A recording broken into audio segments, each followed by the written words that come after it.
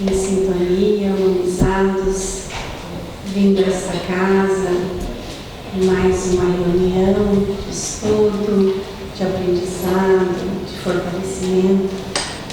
Para o início dos trabalhos, vamos então fazer a nossa prece, para também darmos a nossa contribuição para harmonizarmos o ambiente. Colocando sempre o nosso coração em agradecimento, porque entendemos que muito mais temos a agradecer do que a pedir. Primeiramente, agradecer pela oportunidade de uma nova existência, onde podemos aqui refazer caminhos, reconstruir, com certeza, aquilo que talvez tenhamos deixado inacabado ou ainda por concluir. Que possamos, nesta noite, nesta casa abençoada, onde foi semeado o Evangelho de Jesus, colocarmos em nossos corações esse sentimento, essa vibração, para que nossos amigos espirituais que aqui já estão, que nos acolhem, nos ouvem, possam então nos fortalecer, nos auxiliar na nossa jornada. Em especial, nessa semana em que estamos comemorando, lembrando da nossa pátria, Brasil, que possamos também colocar a nossa vibração amorosa para esta terra bendita, onde aqui estamos. E se aqui estamos, não é por acaso. Aqui temos o campo de aprendizado, o campo que sabemos necessário para a nossa evolução espiritual. Que possamos dar a nossa contribuição fraterna, de acordo com os ensinamentos do Mestre Jesus, vibrando para que essa nação possa cumprir com o seu destino e que nós sejamos instrumentos dessa transformação.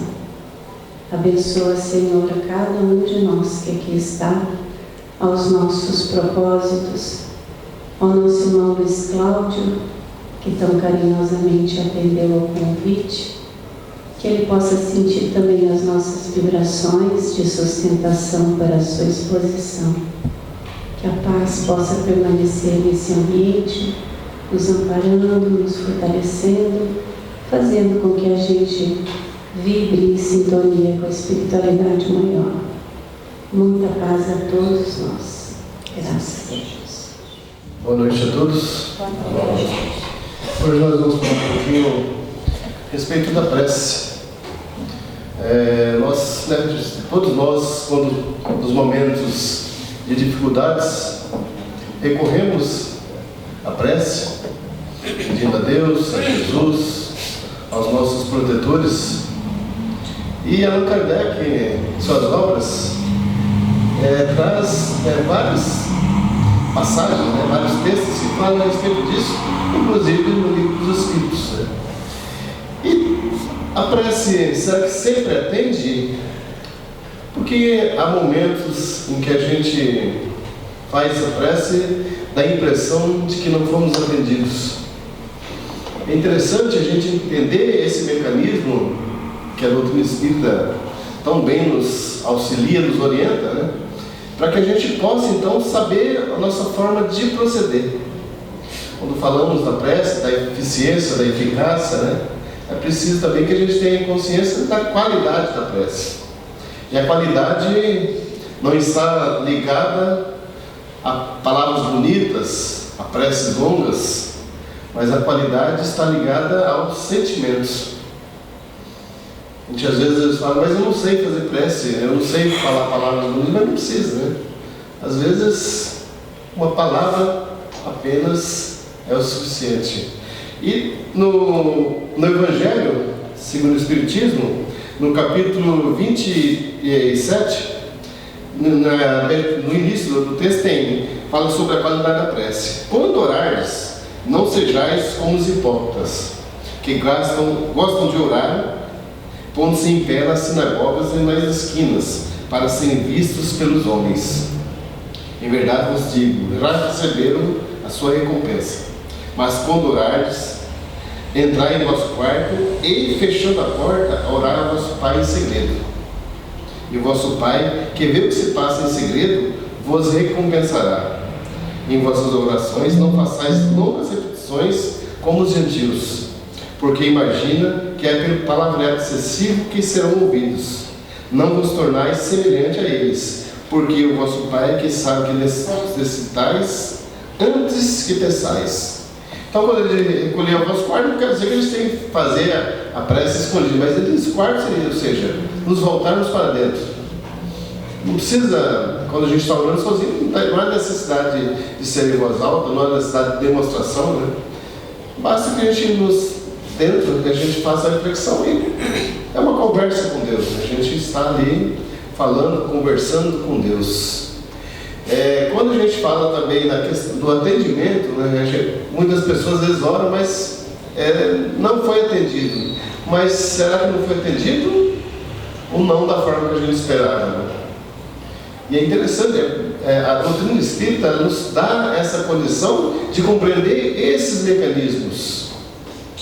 Porque quando a gente vê lá na parte das leis morais, no início das leis morais, parte do livro 3º do Livro dos Espíritos, Allan Kardec pergunta: onde está escrita a lei divina? E os Espíritos respondem: na consciência. Então, Deus coloca a nossa consciência impressa essa lei divina, ou seja, todos nós temos a condição de saber, ter acesso a essas leis. E se a gente analisar, sempre que a gente vai tomar uma decisão, a nossa consciência nos alerta, somente quando estamos tomando decisões equivocadas. Nossa consciência diz: não é esse caminho, não vai por esse caminho. Mas a gente às vezes acaba tomando, mesmo a consciência alertando, a gente acaba optando por esse caminho. Por quê? Porque Deus também nos deu o livre-arbítrio, de livremente fazermos as nossas escolhas. Ele não interfere nas nossas escolhas. Então deu a consciência, o livre-arbítrio, e deu também a inteligência, para que a gente possa entender e compreender. E com isso a gente vem uma nova existência e com nossa programação a ser seguida, né? A ser cumprida. E o que acontece nesse decorrer? Muitas vezes nos desviamos do caminho, fazemos escolhas equivocadas. E ao final da existência, quando retornamos à pátria espiritual, a nossa consciência nos cobra. Aquela ideia de Deus julgador, de Deus punitivo, que a gente traz desse conceito religioso, né? Na verdade, Deus não julga, Deus não pune, Deus não condena ninguém. Quem faz isso? É a nossa própria consciência. Quando livres do corpo físico, já após a desencarnação, é a nossa consciência que nos cobra por todas as oportunidades que perdemos. É aquela famosa, né, rebobina toda a nossa existência lá e vai passando. Ó. Aqui poderia ter feito assim, não fiz. Aqui tomei decisão errada. Aqui prejudiquei. Aqui dei, né, importância excessiva às questões materiais. E a nossa consciência que faz a condenação. E de que forma? Quando a gente retorna, quem faz na verdade a felicidade e o sofrimento está ligado diretamente a essa consciência, a nossa consciência. Então, como que a gente liberta? Nós ficamos ansiosos, desejosos de libertar a nossa consciência. E de que forma isso é possível? Através de uma nova oportunidade, de uma nova existência, de uma nova encarnação. Então a gente faz ali, né, se prepara para essa nova existência e faz ali a nossa programação reencarnatória, participando ali das escolhas daquilo que vamos passar nessa nova existência. E agora imagina, né, nós, que nós somos imediatistas, né? A gente faz uma lista gigante de coisas que a gente vai passar. Vamos nascer em família tal, passar por isso é uma lista gigante, enorme de coisas. Mas a espiritualidade nos acompanha, conhecedora das nossas limitações, das nossas dificuldades, fala: você não consegue tudo isso. E elimina dessa lista que nós escolhemos boa parte disso, das escolhas, né? E traz uma pequena parte daquilo que escolhemos. Aí nós reencarnamos e somos beneficiados pelo esquecimento do passado. É uma outra, né? Uma bondade de Deus. Imagina nós nessa existência se lembrássemos da existência passada. De repente eu tive dificuldade com a esposa na existência passada, e a gente vem novamente, toda vez que eu olhar para ela ou ela olhar para mim, se lembrar daquilo que um fez para o outro no passado, e tantas outras pessoas da nossa convivência. Então, o esquecimento passado é um benefício para que essas lembranças não atrapalhem a existência presente. E a gente vem, e as dificuldades vão surgir. Por quê? É uma forma de libertar a nossa consciência, submetendo-se às dificuldades, para que através disso a gente resgate os erros do passado e também evolua. Então, quando a gente analisa ali a qualidade e a eficiência da prece, por que não somos atendidos? Nós somos atendidos, mas não somos atendidos da forma que imaginávamos. A gente analisar, boa parte de nós ainda somos, estamos ali em busca dos milagres de Jesus.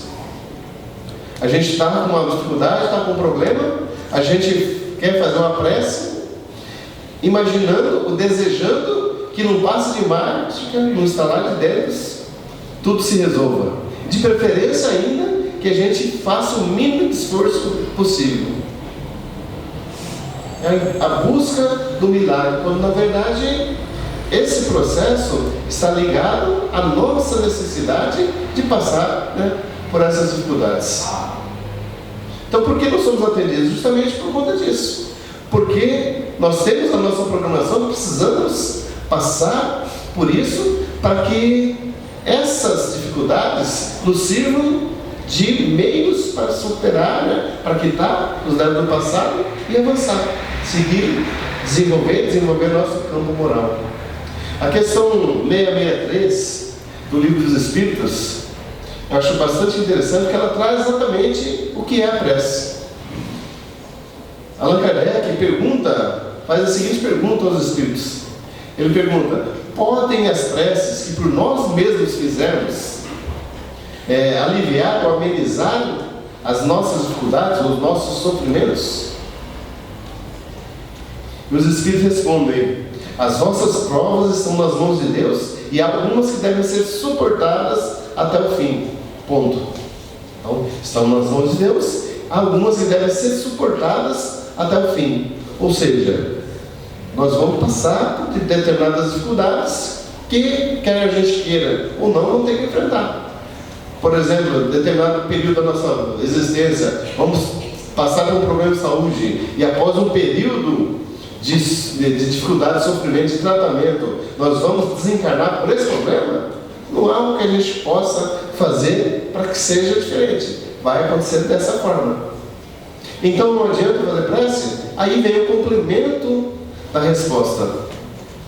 E aí os Espíritos complementam: as preces trazem para junto de vós os bons espíritos, dando-vos esses as forças de superá-las corajosamente, menos rude elas vos parecerão. Então, para que serve a prece? Não é simplesmente para nos livrar da dificuldade. A prece serve para nos fortalecer, nos colocar em condições de enfrentar as dificuldades, para que a gente possa superá-las, seguir adiante. Seguindo aqui, falando a respeito da prece, quando estiver orando, se tiveres alguma coisa contra alguém, perdoai-lhe, para que o vosso Pai também perdoe vossos pecados. Se não perdoares, vosso Pai que está nos céus também não vos perdoará. Ou seja, é o coração puro. Não adianta eu orar se eu tenho o coração carregado de mágoa, de ódio, de desejo de vingança. Então, se você tiver, ele diz, busque perdoar primeiro, para que você tenha, né? Isso, porque a qualidade da prece também está ligada aos nossos sentimentos, diretamente aos nossos sentimentos.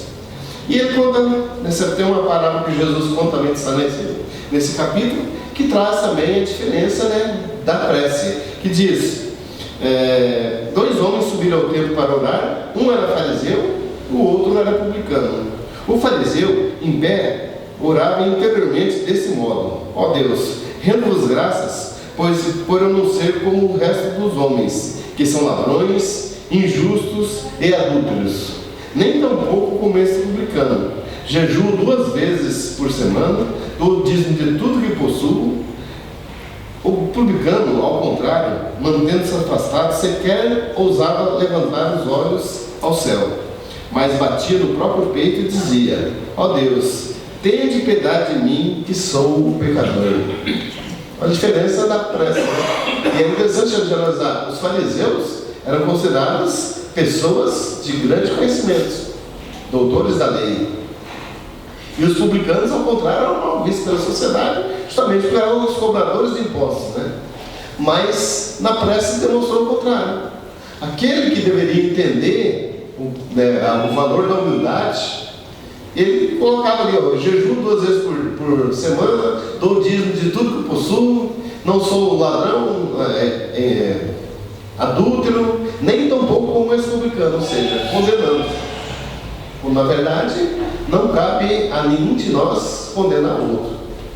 Nós só temos o direito de condenar nós mesmos.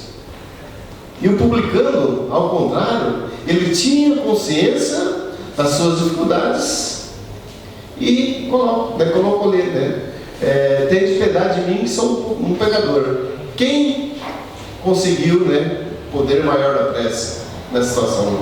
Com certeza, o publicano. Porque ele se colocou nessa condição de humildade. Essa condição, de sabendo das suas limitações, sabendo dos seus erros, da sua necessidade de melhoria, da sua necessidade de progresso.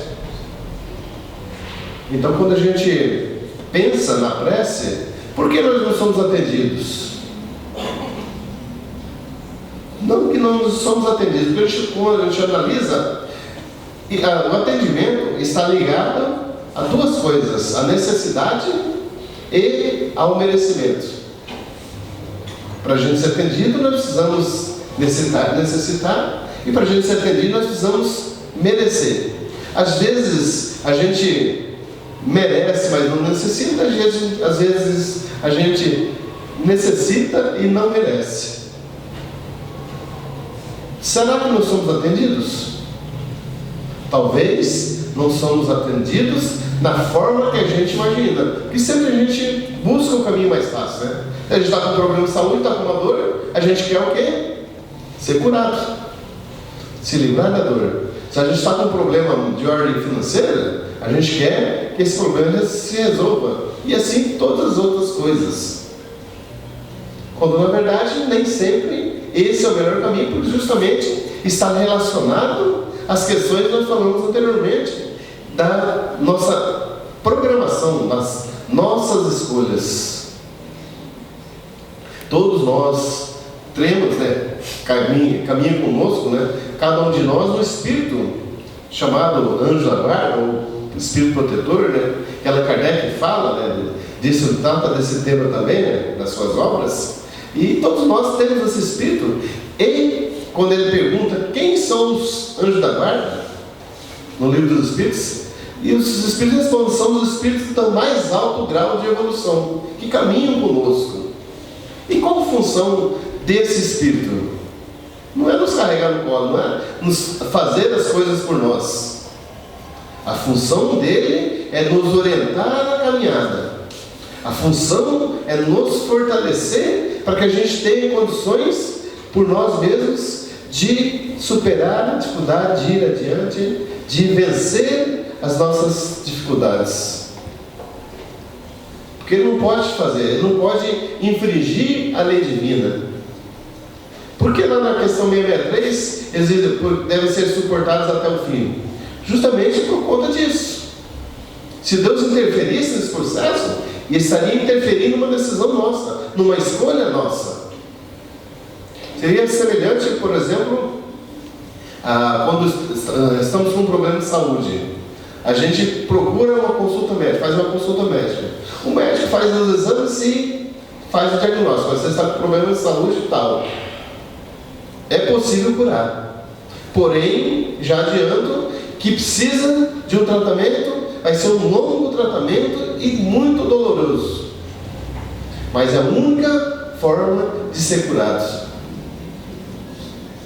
O que a gente faz? Nós aceitamos, porque nós queremos ser curados. E começamos o tratamento.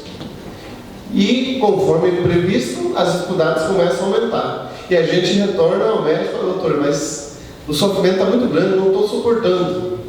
O que ele faz? Se ele se deixar levar pela emoção, ele vai mudar o tratamento ou vamos amenizar o tratamento? Vamos ser curados? Não. Então, ciente de que isso precisa, ele pode fazer algumas medidas para buscar amenizar um pouco, mas não alterar o tratamento. Então, da mesma forma, quando a gente pede e tem a impressão de que não é atendido, na verdade somos atendidos, desde que a gente saiba pedir e desde que a gente esteja em condições de saber a nossa parte, a nossa responsabilidade. Então, como ele diz ali, normalmente a gente pede na prece que a gente seja livrado do problema. Quando, na verdade, o que deveríamos pedir? Ao caso eu realmente tenha que passar por isso, me dê forças, me dê coragem, me dê inteligência, para que eu possa fazer as melhores escolhas, para que eu possa agir adequadamente, enfrentar essa dificuldade, chegar ao final, vencer essa etapa. Imagina, por exemplo, uma pessoa que está com um determinado problema e que se revolta. Às vezes um problema de saúde, se revolta, se entrega, não quer fazer o tratamento. O que acontece? Ela vai passar pelas dificuldades, não vai ser curada e, que é pior, perdeu a oportunidade. E enquanto outras pessoas às vezes lutam bravamente até os últimos minutos da sua vida. Então resolveu? Resolveu. Mesmo que não seja curado, a gente acha que não foi curado. Ou a pessoa que eu tanto amava não foi curada pelo problema. Não resolveu. Resolveu. Porque ela precisava passar exatamente por esse processo. Faz parte do processo, da programação, faz parte da sua trajetória evolutiva. Então, não significa que por conta da morte que não tem resolvido. Tem resolvido sim. Desde que ela seja feita dentro dos processos de forma adequada. A doutrina espírita, a gente entende que dentro da doutrina espírita nós teremos quantas oportunidades forem necessárias. E até quando a gente, às vezes, conversa com nossos irmãos das outras religiões, e às vezes alguns falam: mas vocês espíritas não tendem a deixar para outra existência, sabendo que terão novas oportunidades?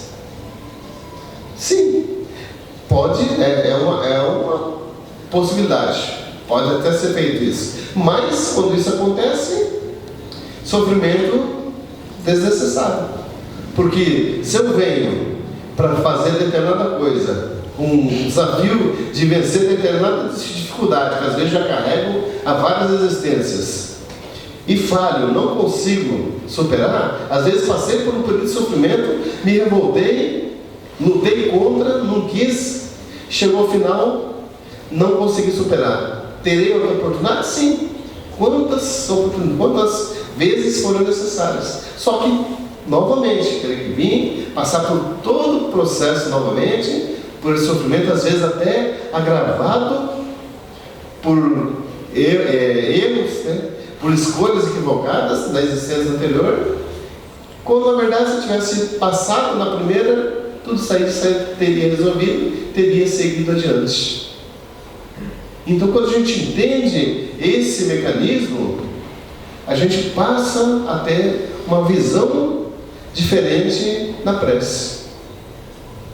Não apenas como um meio de atender às nossas necessidades, como se Deus tivesse a responsabilidade de nos atender a tudo. Mas a prece é uma forma que a gente tem de nos comunicarmos com Deus. No Livro do Espírito também, na questão 659, Allan Kardec pergunta: qual é o caráter geral da prece? Para que serve a prece? E os Espíritos respondem, né? A prece é um ato de adoração a Deus, né? Fazer prece, né, é se comunicar, conversar com Deus. E aí ele coloca: há 3 coisas que podemos fazer através da prece. 3 coisas. Então a prece serve para 3 coisas: pedir, louvar e agradecer. Pedir, louvar e agradecer. E o que a gente faz quase que na totalidade? Pedir. A gente pede, sempre, está sempre pedindo, né? Quantas vezes nos lembramos de fazer prece simplesmente para louvar a Deus, sem um pedido? Não aparece a Deus para louvar. Quantas vezes nos lembramos de orar a Deus agradecendo? A gente sequer agradece quando pedimos e somos claramente atendidos. Estamos com uma dificuldade, pedimos e fomos atendidos. Muitas vezes nós não agradecemos. Aí imagina quando na nossa visão não fomos atendidos. Estávamos com problema de saúde, oramos, pedimos e não fomos curados. Imagina se a gente, né, vai, e deveria. E principalmente porque são as dificuldades que nos dão as melhores oportunidades de avançar.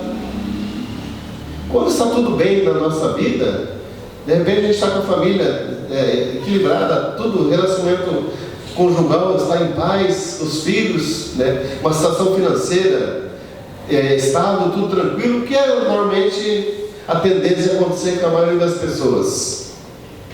Começar a viver mais as questões materiais, o famoso aproveitar a vida. E a gente às vezes se afasta das questões espirituais, se afasta de Deus e passa a focar mais em aproveitar e viver a vida. Aí vem uma dificuldade. Novamente nos lembramos de Deus, voltamos a Deus. Quando na verdade não deveria ser mesmo assim, mas infelizmente acaba sendo assim. Então, quando concedido será aquilo que pedirdes em oração, né?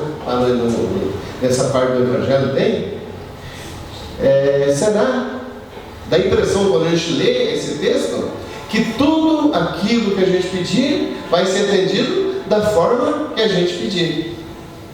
É só pedir a Deus, né? Se você orar com fé, você vai ser atendido. Quando na verdade, quando a gente entende o mecanismo, né, do funcionamento da lei que rege o mundo material e o mundo espiritual, né, quando a gente lê, né, as obras de Allan Kardec, a gente passa a entender que sim, concedido será tudo aquilo que pedirmos em oração, mas não na forma talvez que a gente imagina, mas sim da forma que a gente necessita e merece. Porque a gente às vezes pode querer e não merecer, e às vezes pode merecer, mas não necessitar, e ambos os casos são prejudiciais. Eu me recordo de na Semana Espírita, quando era lá no nosso lar, um palestrante veio, se eu não me engano, era da cidade de Brasília, que ele contou uma história bastante interessante que aconteceu na casa dele. Tinha um trabalhador da casa bastante dedicado, que estava sempre ali disposto a ajudar. Mas esse trabalhador, ele tinha um problema de saúde muito grande. Ele tinha um problema, uma dor no estômago, que por mais que ele buscasse os tratamentos, né, buscasse o tratamento médico, por mais que ele buscasse o tratamento espiritual, ele não era curado. Sempre tinha essa dor no estômago. E aí um dia ele se revoltou, falou: não é justo, né? Eu tenho me dedicado tanto tempo, né, à doutrina espírita, às vezes lá para o mundo das coisas pessoais para atender a doutrina espírita e não sou curado. E não é justo. E como ele tinha merecimento, né, por tudo isso aí, ele foi curado.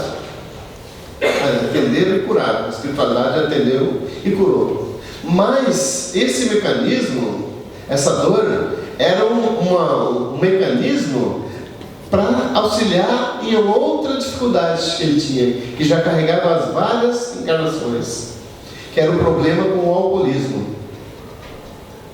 Então, nessa existência, quando ele tentava beber, quando ele tentava ingerir bebida alcoólica, o estômago doía terrivelmente, e ele então não tomava. Quando ele foi curado, o que aconteceu? Não doía mais o estômago. E segundo o palestrante contou, ele infelizmente voltou a cair, voltou a virar alcoólatra novamente. Então, às vezes são mecanismos que a nossa existência nos traz como meios de auxílio. Aquilo que muitas vezes a gente vê como um castigo, na verdade não, na verdade é um meio de auxílio para ajudar, principalmente para libertar a nossa consciência. Porque é isso que é mais importante. Por que a gente vem uma nova existência? Justamente por isso. A nossa consciência nos cobra dos erros do passado, e qual a melhor forma que a gente tem de libertar a consciência? Justamente submetendo a uma nova existência e passando por isso. E a melhor forma de libertar a consciência é o caminho do bem. Então, quando a gente tem essas dificuldades e supera, nós vamos gradativamente avançando, nós vamos gradativamente melhorando, desenvolvendo o nosso campo moral e vamos crescendo. Então, quando a gente pensa em prece, deveríamos pensar justamente conforme a questão 663.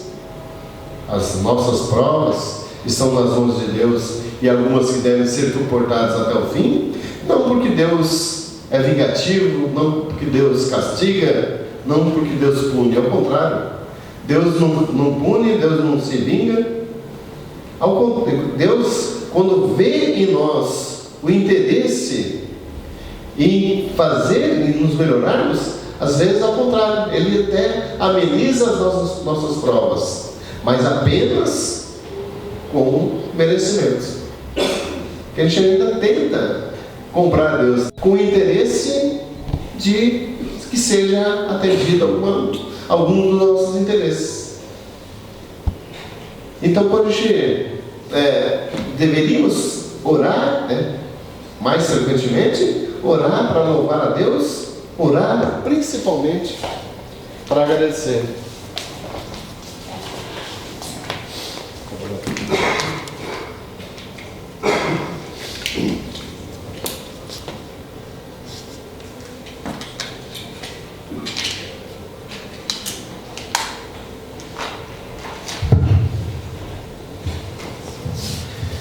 Orar principalmente para agradecer a Deus, porque principalmente as dificuldades. E é um tanto estranho, né? Começar a agradecer pelas dificuldades, sim, porque é nos momentos de dificuldades que a gente cresce. É no momento de dor que a gente muda, revê a nossa trajetória e muda muitas vezes a nossa vida. Deveríamos aprender também a orar, não só por nós, mas orar em favor do próximo.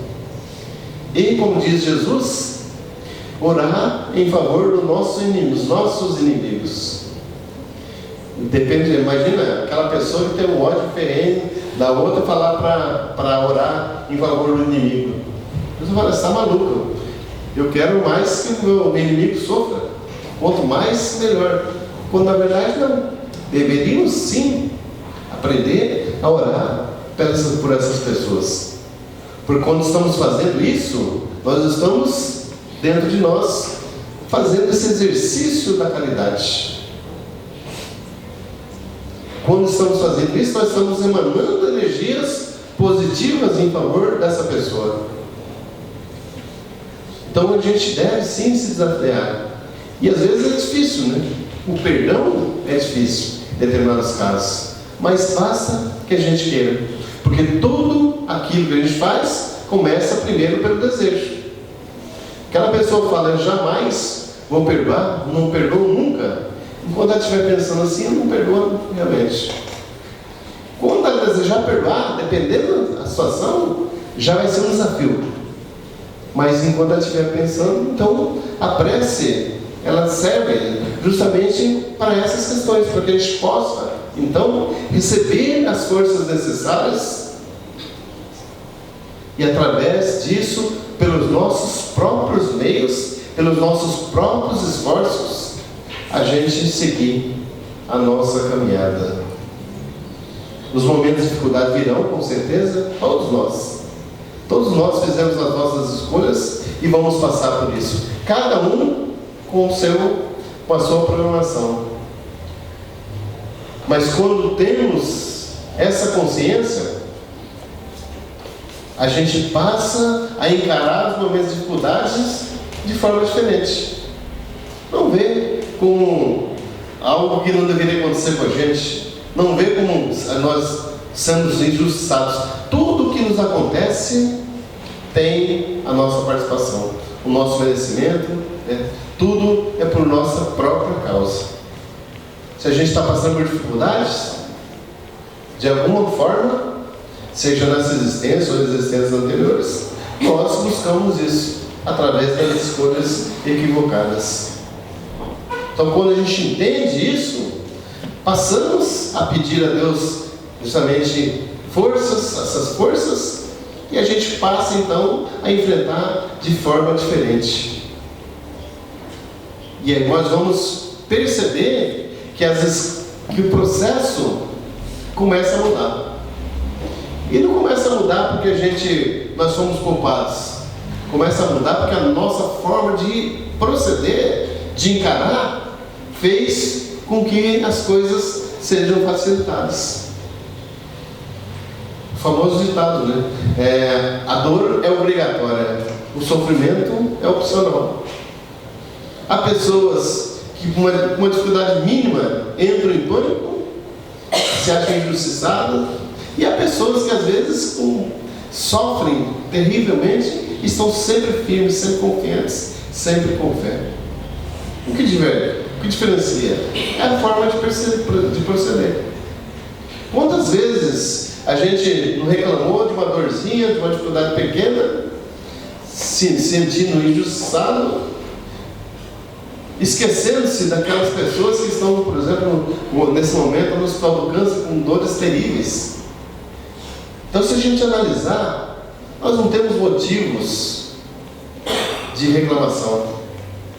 Por mais que a gente ache que a nossa vida está difícil, mas com certeza, se olharmos ao lado, a gente vai ver que tem pessoas com mais dificuldades, com maiores dificuldades, e a gente vai ver que nem por isso estão reclamando, às vezes estão reclamando menos que nós. Então a gente passa a ver tudo como um meio de agradecimento. Agradecer a cada dia, agradecer por estarmos aqui, agradecer as dificuldades, agradecer por tudo. Não temos motivo nenhum de reclamar, somente de agradecer. Deus é soberanamente bom, justo e nos dá todos os mecanismos que a gente necessita para evoluir. Cabe a nós seguirmos a nossa caminhada, cabe a nós nos desafiarmos a cada dia em praticar o bem, em sermos melhores do que fomos no dia anterior. Somente por isso que Allan Kardec coloca fora da caridade não a salvação. Por quê? Justamente é a prática do bem. O que é caridade? Questão 886 do Livro dos Espíritos. qual é o verdadeiro sentido da palavra caridade, como a entendia Jesus. E os Espíritos respondem: benevolência para com todos, indulgência para com as imperfeições alheias e perdão das ofensas. É fácil fazer a verdadeira caridade? Não, é difícil, né? Sermos bons para todos, benevolência para com todos, não só para as pessoas que são bons para nós, não só para as pessoas que amamos, mas benevolência para com todos significa que temos que ser bom àquela pessoa que nos prejudicou terrivelmente. Sermos indulgentes. Não precisamos aceitar, né, concordar com o erro da outra pessoa, mas precisamos buscar se colocar no lugar dela para ver, né, entender um pouquinho por que ela fez determinada coisa. Porque a gente somente julgar é fácil, mas quando a gente vai ver, se coloca no lugar da pessoa, talvez teríamos feito ainda pior. E o perdão, o desafio que ainda é para nós perdoarmos as ofensas. Por isso que Allan Kardec coloca: fora a caridade não há salvação.